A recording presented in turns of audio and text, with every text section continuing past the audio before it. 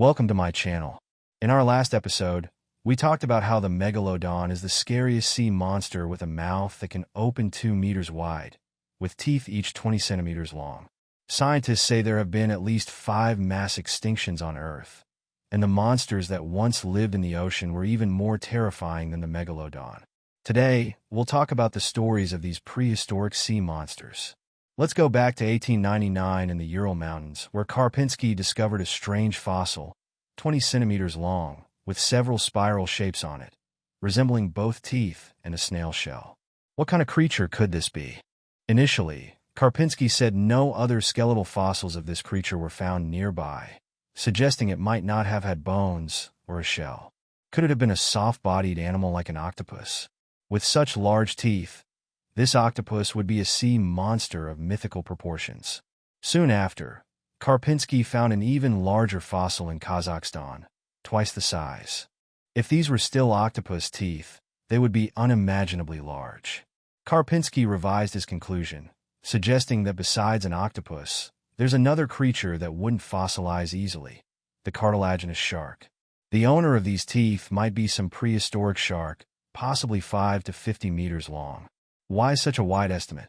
Because Karpinski had no idea where these teeth should be located. On the nose? On the dorsal fin? On the tail? Or perhaps these teeth grew outward in some strange way, a question yet unresolved.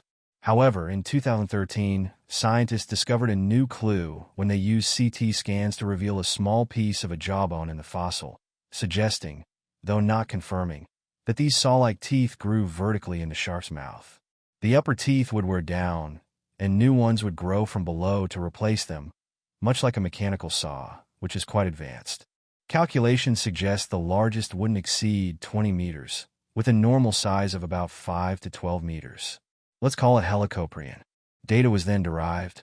Helicoprion was a Texas chainsaw massacre from 270 million years ago, larger than the megalodon by about 10 to 20 meters. Actually, scientists don't know its true body structure because later findings suggested it wasn't a shark, but a distant ancestor of sharks. No existing fish has such saw-like teeth, so we can only imagine it as a shark. In recent years, scientists have suggested that it might be closely related to the modern silver eel shark, leading to 2 deductions. First, it might have had a slimmer body than the megalodon, making it more agile in the ocean, more like a ribbon fish. Second, if the silver eel shark existed during the megalodon's time, we could envision this scenario: a megalodon chasing a great white shark. Just as the great white is about to be swallowed by the megalodon, an abyss-dwelling chainsaw maniac emerges, slicing the megalodon in half. The chainsaw maniac takes its trophy back to the abyss, leaving half a carcass to slowly sink to the ocean floor, while the great white has already fled in terror. The next sea monster appeared after the extinction of Helicoprion. Let's go back to 2010, when a Sino-American scientific exploration team ventured into Guizhou, China, discovering a bizarre fossil in an abandoned mine. What was in the stomach of this ichthyosaur? No one dared to state the obvious conclusion, but there it was, a complete skull in the dragon's stomach. It had swallowed a sea monster almost its own size before it died. How did it manage to swallow it? How gory was the fight? An expert at the scene suggested it might be a case of fossil displacement, where the skull was not originally in that position.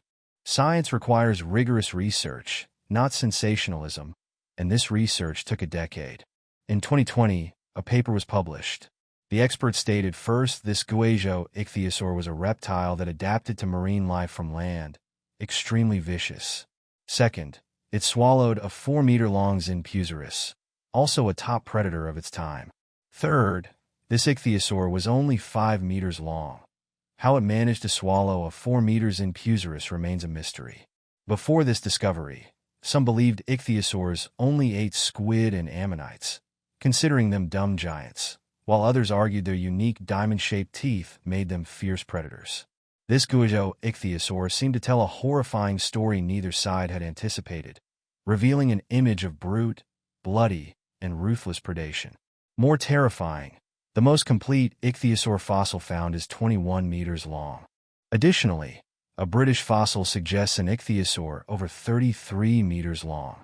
If revived and placed in today's ocean, it could feasibly swallow a blue whale, the largest animal on Earth at roughly 30 meters. 240 million years ago, ichthyosaurs ruled the seas, and any predator daring to appear before them would need to be small enough to slip away unnoticed. Otherwise, the larger, the more excited the ichthyosaur would become. A brutal strike would be imminent, with hungry fangs that couldn't tolerate even brief chewing.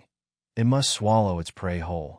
This is the story the fossils tell about ichthyosaurs. Those reptiles that went to sea evolved into ichthyosaurs, while those who stayed on land became millennia-old turtles. The next sea monster was an ardent fan of ichthyosaurs, copying their predatory strategies to become the king of the dinosaur era. In Jurassic Park, there's a sea monster known for swallowing prey whole, the pliosaur, a fan of ichthyosaurs. Many think it's a marine dinosaur or an upgraded version of a crocodile, but it was actually a marine lizard. Many scientists believe snakes evolved from pliosaurs, losing their limbs as they adapted to water. Although it copied ichthyosaurs, it was more agile, able to catch even small creatures in its peripheral vision. The pliosaur combined aspects of helicoprion and ichthyosaurs, slender for ambushing, yet capable of frontal combat. Typically 12 meters long, it could attack like an orca, perform death rolls like a shark, or swallow prey whole like an ichthyosaur, making it the perfect killing machine. How perfect? Scientists tell this story. Logically, all perfect predators must have superior vision, but the pliosaur's vision was weak, suggesting it didn't need to predict the distance of its prey. Once it struck, the prey was doomed. Many pliosaur fossils showed jaw fractures, leading to speculation about another water dinosaur capable of killing pliosaurs. This murderer remained unidentified for over 50 years until scientists recently uncovered a more terrifying story. Pliosaurs often attacked each other, their brutality and perfection needing to be verified by similar brutality and perfection.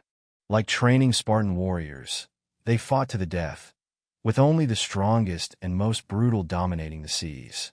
The loser, with a broken jaw, would sink quietly to become another stepping stone.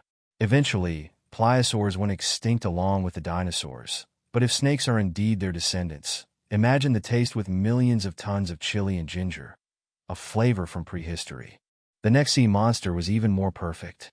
Let's go back to 1845 when a 36-meter-long sea monster fossil was found in New York. The gentlemen present immediately thought of the sea monster legends from their English homeland. The discoverer, Albert Koch, believed it was a prehistoric lizard fossil capable of hunting in water and living on land. He named it the imperial lizard. When found, it resembled a shattered sea serpent, and it took Koch decades to piece it together as we see it now. If shown to Chinese people, they might recognize it as similar to the skeleton of the dragon from Inko. Could this be the legendary dragon? Back then, dinosaurs hadn't been discovered yet. Even the top biologists couldn't explain this skeleton. 26 years later, in 1871, this skeleton was destroyed in a fire, and Koch's imperial lizard became a legend. Gradually, young people began doubting the existence of such gigantic monsters. However, 30 years later, in the 1900s, similar skeletons were found in Egypt's valleys. Alongside, many ancient whale fossils were discovered. Scientists began questioning if Koch's imperial lizard was actually an ancient whale. After digging in the valley for 50 years, they reconstructed another imperial lizard skeleton, different from Koch's. Scientists concluded that Koch had pieced together fossils from at least 5 different creatures. The so-called imperial lizard was actually a primitive giant whale, known as Basilosaurus, 18 to 20 meters long. Though called a whale, it was unlike any modern whale, preferring warm waters about 40 million years ago after the P thermal maximum event. This event made titanoboas grow to 14 meters and giant turtles as large as vans. As Earth cooled, Basilosaurus began its reign. Basilosaurus fossils are found from North America to Pakistan and even Antarctica. Its hind legs might have had some walking capability, with front limbs like thick flippers, capable of stunning an orca with a single slap. Scientists speculate these limbs could support the whale on land or in lakes to care for their young. Dragon wagging tail might describe Basilosaurus's attack on land. Besides its flippers and tail, It had a set of fangs like humans, with 42 teeth in total, divided into incisors, canines, and molars, with clear rolls. Sharp incisors for piercing armor, thick canines for holding and damaging internals, and dense back molars like hydraulic presses, crushing bones and muscles. Around 34 million years ago, when Antarctica began to ice over, sea levels dropped, and Basilosaurus might have disappeared in this cold winter. But many in northern Europe believe Basilosaurus didn't go extinct, adapting to the cold, hiding in the icy abyss as the sea serpents of Norse legends. Looking at Norse paintings of sea serpents, don't they resemble our dragons? Perhaps someone has seen it, or it evolved like orcas and dolphins, developing high intelligence in the winter abyss, long since departed from Earth. The next sea monster continued Basilosaurus's legacy, named Livyatan. Livyatan comes from the Old Testament's superdimensional monster, dwelling in the deep sea, paired with Behemoth of Eden, created by God on the sixth day. Naming this whale after Livyatan shows the psychological impact on Western scientists. When the first teeth fossils were unearthed in South America, scientists couldn't believe what kind of giant could grow 32 centimeters teeth, the largest known. Compared to Megalodon's 20 centimeters teeth, these 32 centimeters fangs would make even the Megalodon surrender. The reconstructed Livyatan is almost certainly accurate, as it's essentially a giant sperm whale with a colossal head for ramming, then using its giant teeth to lock and kill prey. The more the prey struggled, the quicker it would bleed out. Livyatan existed at least 9 million years ago, having encounters with Megalodon. Megalodon was about 15 meters, Livyatan around 17 meters. Megalodon's teeth could barely penetrate Livyatan's fat layer, while Livyatan could crush Megalodon's cartilage. Plus, Livyatan might have been quite intelligent. It's hard to imagine any sea monster defeating it. But why did it go extinct? Why are there only smaller sperm whales now? This is a biological mystery. Some say its extinction coincides with the rise of orcas and dolphins, the ultimate modern sea monsters, unstoppable in the ocean, but not aggressive towards humans, even seeking their help. Do humans, orcas, dolphins, and Livyatan share some ancient, mysterious connection? Perhaps there's a higher civilization orchestrating everything, turning the ferocious Livyatan into gentle sperm whales, letting orcas and dolphins protect these swimming monkeys, guiding them to leave the sea, walk on land, fly into the sky, and meet them among the stars. They could be the legendary dragon kings, but why care for us monkeys? Maybe 34 million years ago, during that icy Antarctic winter, a little monkey bravely jumped into the sea to save a dragon prince. That's all for today's story. Thank you for watching.